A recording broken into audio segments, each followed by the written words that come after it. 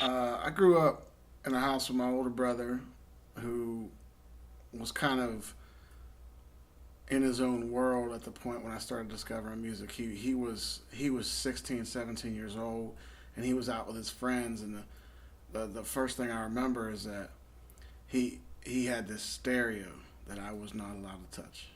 I was not allowed to touch, and he had a few records. He had a Guns N' Roses record. He had a Van Morrison record. He had a Led Zepplin record.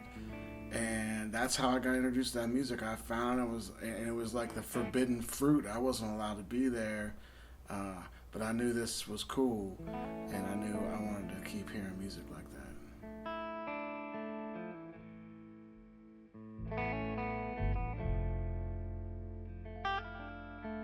When a band does covers, I like tasteful covers. Well, I think some of the greatest bands of our generation have essentially been what some people in this business would call today cover bands. I mean, look at the Grateful Dead. But I don't like when people make obvious choices. I like when people put some thought and really kind of pick a tune that you're like never see coming. And I think 10 Years Gone sits in that window where you wouldn't walk into a sports bar and hear a cover band doing 10 Years Gone. You wouldn't ever think about it.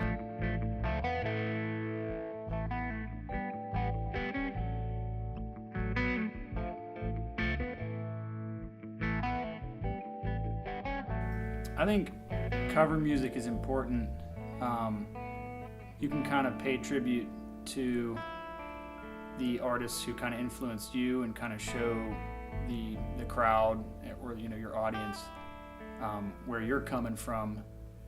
Obviously, you don't want to oversaturate your set with cover music, but to throw a couple in from varying styles that maybe played a big impact in creating your sound, I think is interesting for an audience member to hear. And then if you can pull out a cool rendition too, it can be just really awesome. Bright stars of fortune, each has separate. On the wings of maybe, down in birds of prey. It kind of makes you feel sometimes you didn't have to grow. But as the eagle leaves the nest, you got so far to go.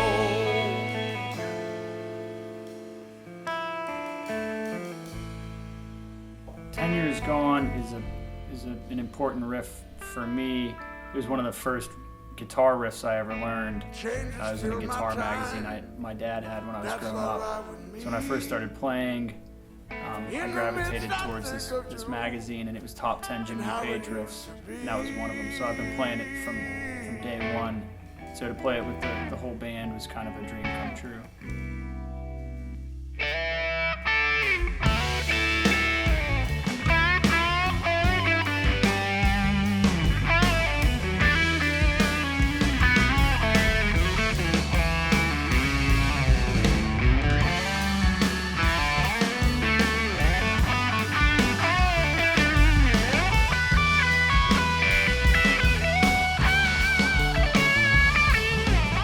Listening through the song again, I really heard a lot of Jimmy Page's melodies really presented themselves well for horn melodies. And there's also opportunities for some backup vocals that maybe not on the original, but with Jimmy Page being the kind of overdub master that he is on guitar, like that track has probably 6-7 guitar tracks on it, like a live cover setting. One guitar part but with some horns and backup vocals. It'd be a cool way to follow the sound. And did it feel so good? 'Cause it was just the first time. And you knew you were.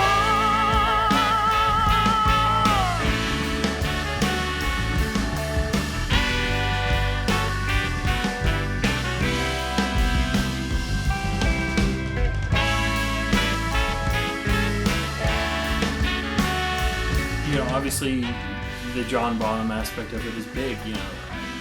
Mike and I have talked about it in the past. Anytime that I think the the feel of John Bonham's feel and John Bonham's voice on the drums is really, really hard to replicate. But at the same time, it's really hard to not fall into when you're playing one of his tunes because it's so natural. And Mike and I've talked about it. Like when you really get in it, you're like, oh yeah, this is why I love it. And I could sit in that pocket all day. Through the eyes and sparkle, says it's growing thin. Says the winds are blown away. See your feathers clear. It kind of makes me feel sometimes. Such an exciting part of this song for me was to see how the tune came together with adding a different instrumentation, specifically the horns. Such a big sound, part of our sound as a band, but also to see that get worked into such a classic tune and a classic sound. And when I heard what Abby and Nate were, basically taking off of Page's many guitar parts and building off of them, I was just so blown away by that. I thought it was really cool, and it sounded awesome, and it was a special part of the process.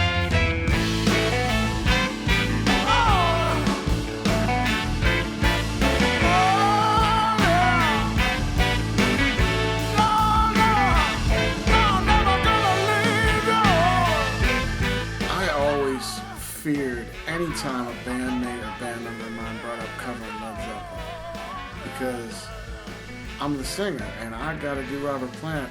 No, that is awful news for me. I do not want to do Robert Plant ever, and nobody should ever do Robert Plant ever, because you can't do it. You're not Robert Plant.